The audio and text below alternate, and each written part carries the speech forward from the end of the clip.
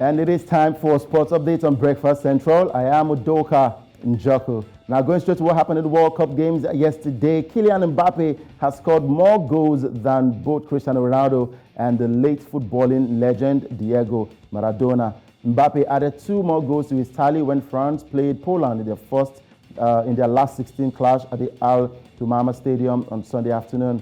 The 23-year-old star became the youngest player to reach 5 World Cup knockout stage goals since Pele in 1958.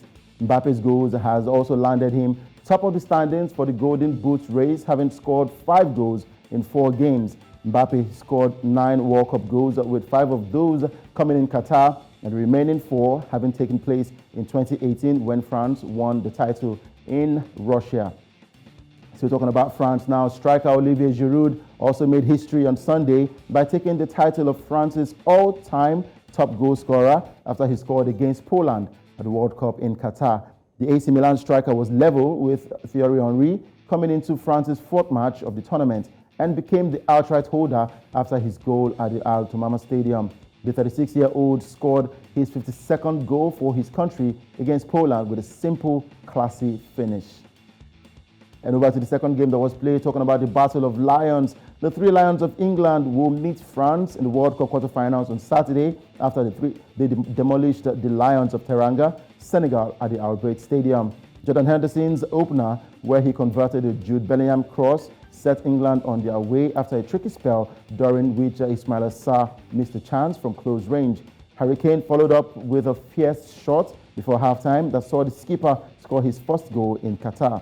Now, Phil Foden sent the ball in to pick out Bukayo Saka inside the area to make it 3-0, and Senegal exit the tournament at the last 16 round with their hopes of emulating the class of 2002 going up in smoke.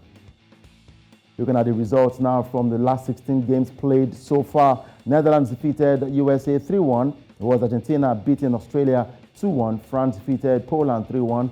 And England defeated African champion Senegal 3-0. And today, more interesting games to go down. In the last 16, Japan will take on Croatia and Brazil will be up against South Korea. Now going over to the legend of football in Brazil and all over the world, fans of Santos Club, the football club where Brazilian legend Pele played, they prayed during a vigil outside the Albert Einstein Israelite Hospital entrance, where the 82-year-old is being hospitalized in Sao Paulo. About 70 supporters from the 82-year-old's former club Santos was seen in front of a flag bearing his image, as well as several reporters from Brazil and around the world. The hospital released a statement insisting the Brazilian football legend Pele is responding to treatment for a respiratory infection. They also denied that the 82-year-old's health has worsened in the past 24 hours.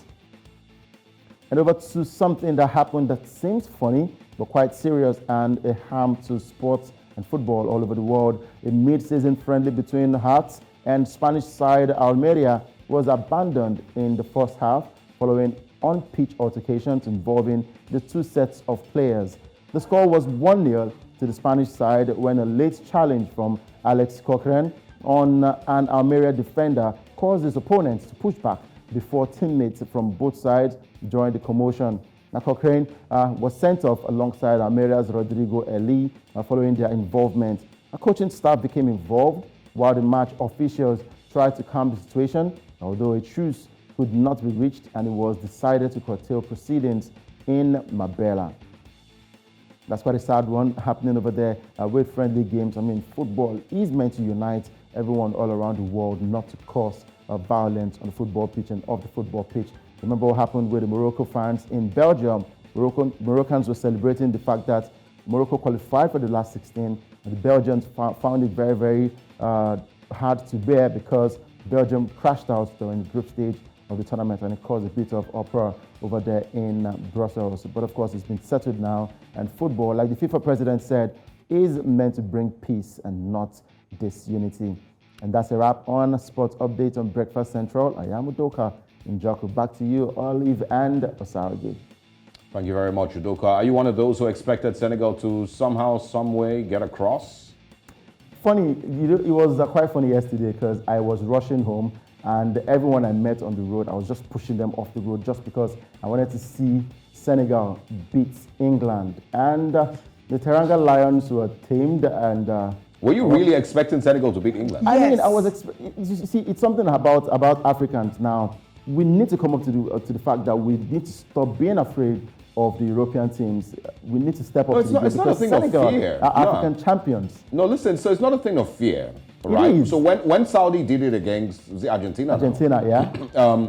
we understood that was. I mean, nobody expected that to happen ever. But if you're gonna answer the question the day before, were you expecting Saudi to beat Argentina? You definitely say no. Of course not. So it's the same thing. That's why I'm asking now. It's not about, are we bold enough? Are we warriors?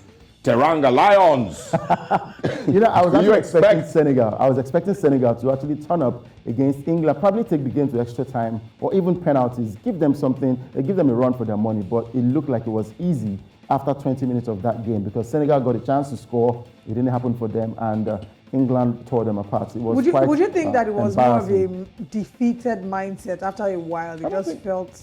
Do you think they were maybe terrorized? You know how sometimes you go into a match and you know that your opponent is either has a better formation, a better team, better tactics, and you're already mentally defeated. Do you think that might have been part of what the issues were?